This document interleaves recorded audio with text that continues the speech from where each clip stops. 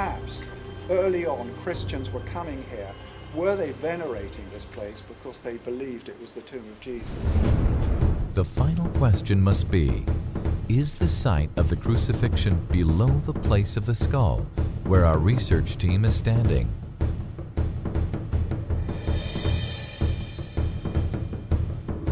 Or above the escarpment, as shown in the next picture? We can find nothing in the scriptures to tell us.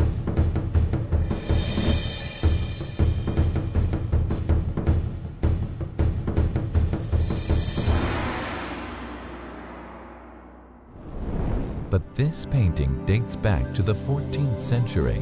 It was painted in France, and Simon unearthed this copy in the British Library. Here is Jesus on the cross, but what's most interesting is behind him. Could this be evidence of the escarpment below the skull? If we consider the provenance of this picture, France in the 14th century, there's something else we should consider.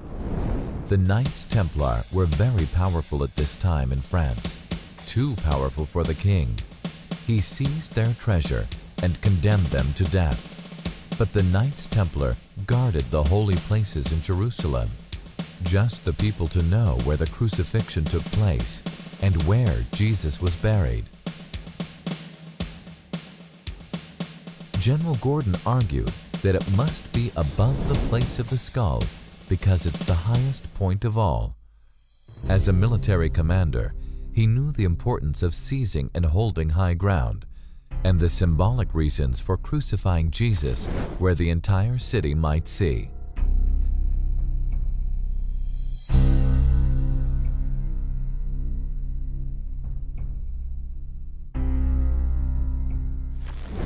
As we have seen, both the Church of the Holy Sepulchre and the Tomb of the Garden are accepted by one set of scholars or another as the site of Jesus' tomb.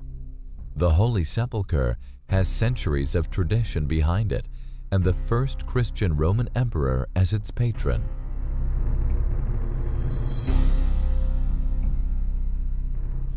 In contrast, we have the Tomb in the Garden, relatively unspoilt, tranquil, green, an oasis in the city, all the good things we expect of a garden. The garden, too, has become caught up in the battles and feuds between the different denominations. For a time, at General Gordon's instigation, the Anglican Church adopted the site, but no longer. On one level, what does it matter which or either is the true site of the tomb? Frankly, I don't mind what we think about the place because the place isn't important. What is important is the person behind the place. And the person behind this place is none other than the resurrected Lord Jesus Christ. And 2,000 years ago, death couldn't hold Jesus. And the glorious message of the garden is this, that 2,000 years on, likewise, death won't hold those of us who die in Christ Jesus. Is the tomb in the garden nothing more than a pleasant place to pray, as some scholars have said?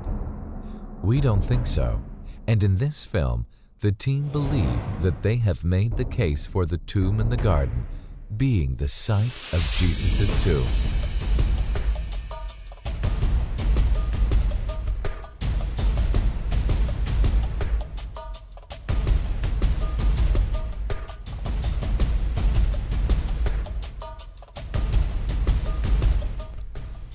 So, drawing from all of the resources we have used, what have we discovered about this story?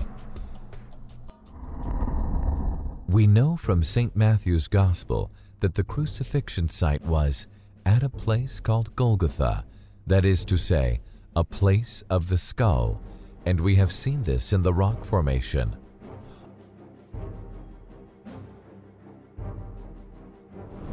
Only yards from here, there is a tomb cut from the rock, which St. Matthew describes thus: after wrapping Jesus in a clean linen cloth, Joseph of Arimathea laid him in his own new tomb, which he had hewn from the rock. If this was Joseph of Arimathea's garden, he would have most likely chosen to be buried there.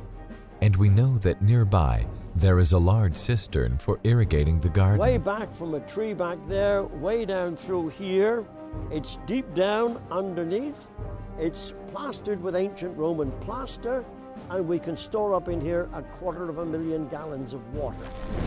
The Bible speaks of an earthquake at the moment of Jesus' death, and Simon can be seen pointing at a large split in the rock.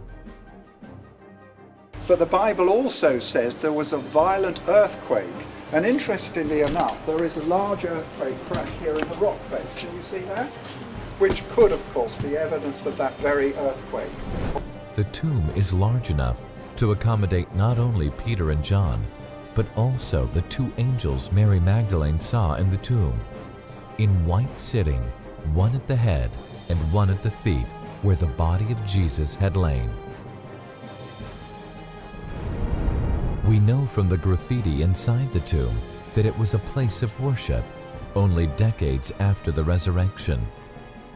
Outside the tomb is evidence of a stone track and a piece of very old metal driven high up into the rock, which we think was a spike to prevent anyone breaking into the tomb and rolling the 9-ton stone away.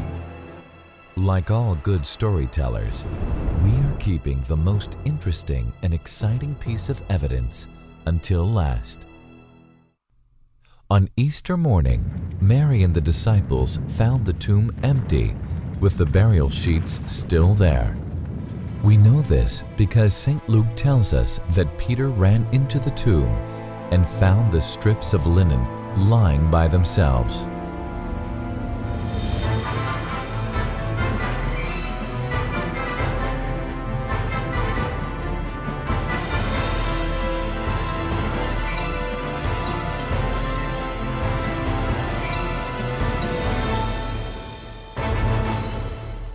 Turin Cathedral is home to a relic venerated by many and questioned by some. It is a piece of cloth that carries the marks of a human body, a man whose face and torso are bloody, lacerated, and tortured. The cloth also shows the marks from what could be a crown of thorns and a spear wound in the side. It is just as Jesus' body would have looked when it was placed in the tomb. This is the Turin Shroud. You will remember the tomb in the garden had been hurriedly cut out, as if the body which was going to be buried was taller than the man who had given the tomb, the man who should have been buried in it. Have a look around, you can see the whole place is shaped. Cut, made, and over here is the lochra, the grave area. Now we've got two graves here.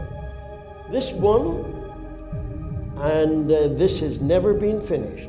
This is how they would cut a grave. Just square, stone pillow at this end, resting place, and then they would wait until they knew how tall the person was to be rested there. And then they would finish it as we see that grave on the far side. It's got a foot portion cut out, just a little portion cut out for their feet. That tells us that grave was used. Someone lay there. And the New Testament says that Joseph gave to Jesus a new tomb in which no one else ever lay. On a hunch, Simon contacted 10 scholars who over the years have worked on the Turin Shroud. There were many questions he wanted to ask, but one held the key for him. How tall was the man in the Turin Shroud? The first reply dropped into his email box in just an hour. In reply to your inquiry, the height of the man in the Turin Shroud is 5 feet 11 inches. A tall man, then, would fit into the hurriedly altered tomb. The extra inches would accommodate Jesus rather than the 5 feet 8 of Joseph of Arimathea. This was most exciting news for Simon. That night, he could not sleep as he waited for the other replies to drop in. All were of the same opinion.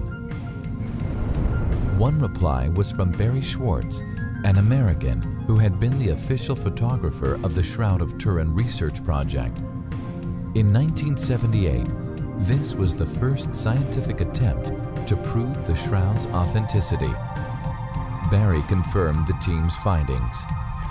First question people always ask me is, how did you get involved with the Shroud of Turin? After all, you're Jewish. And of course, I always say pretty much the same thing. That's exactly what I said when they asked me. I had finished a scientific project for Los Alamos National Laboratories through a company in Santa Barbara where my studio was. At the end of that project, the gentleman called me and he said, "Barry, what do you know about the Shroud of Turin?" And I said, "But Don, I'm Jewish." And he said, "So am I, remember," because he too was one of the Jewish team members. At any rate, I didn't feel very comfortable at the beginning with this, and I continued to be a member of the team for about 2 months, and I was still feeling very uncomfortable about my involvement. And I came to the conclusion that perhaps I shouldn't be a member of the team. And what I said to Don Lynn from the Jet Propulsion Laboratories, who was one of the real imaging experts on our team, was, "Gee, Don, what's a nice Jewish boy like me doing involved on such a Christian project?" And he looked at me and he said, "Apparently, Barry, you've forgotten that the man in question is a Jew." And of course I said, "No, I know that." And he says, "So you don't think God would want one of his chosen people on our team?" And I laughed and I said, "Of course I didn't think that." And then he said, "Look, Barry, let me give you some advice. Go to Turin, do the best job you can. One day you'll know why, because God doesn't tell you in advance what the plan is." Well, that seemed like pretty good advice to me. And I stayed on the team, and I've now been involved directly in the examination and the study and the research on the Shroud of Turin for 30 years. In addition to that, of course, I founded Shroud.com 12 years ago in 1996, and that website has grown to become the largest and the oldest and probably the most relevant website on the Shroud of Turin on the entire internet. And the reason for that simply is that I have no bias from a Christian or non-Christian point of view. I can stick to the science, I can stick to the facts, and so I guess I serve a bigger role in the world of the Shroud today as someone who brings this information to a broader audience. And interestingly, the photographs I made in 1978 are probably far less important than the contribution that I've now made over the last 12 years. The Shroud of Turin is almost certainly the most tangible relic of Jesus' life and death. Obviously, the most important thing on the Shroud of Turin is the image of a man, front and back, ventral and dorsal, that appears along the full length of the cloth, with the ventral and dorsal images head to head with an appropriate space between them for the cloth to have been wrapped the way it was. Of course, the most important thing that we see, if we look at the ventral image, front image, is the man himself. And as he stands there, you can see his arms crossed before him. You can see his shoulders, although they were damaged in the fire of 1532 and there are holes and patches there now. You can then look down the body, see the crossed hands. You can then see the legs, the knees, the thighs, the calves, and even the feet on the ventral image. Now, when you look at the shroud a little closer, you'll also see a number of stains, the most important of which, if you look directly near his heart, is the darkest blood stain, which we call the spear wound blood stain that appears on the shroud. And interestingly enough, although you can't see it with the naked eye, when you photograph this area with UV fluorescence photography, you see a large serum stain, invisible to normal lighting, but visible there on the shroud with UV fluorescence photography. Now, as you come down the shroud and look again at the hands, you'll see blood stains near the wrists of the man of the shroud. Now, this would be the crucifixion wound from where the hands were nailed to the cross, and unlike all medieval and Renaissance art, which always depicts the nailing of the hands through the palms themselves, this shows an exit wound further up the wrist and would have been the correct exit wound for the nailing through the wrists, because the Romans did this all the time and they knew very well where to nail the hands so they wouldn't come loose, and in the middle of the palm is not the place to do that, closer to the wrist. So unlike all medieval and Renaissance art, the shroud shows it forensically accurate in the wrist. Now, if you come down and look at the feet, you'll also see at the feet blood stains. Now, there's some argument as to whether both feet were individually nailed or whether one foot was nailed over the other. We cannot tell this from the blood stains on the shroud. So it is impossible for us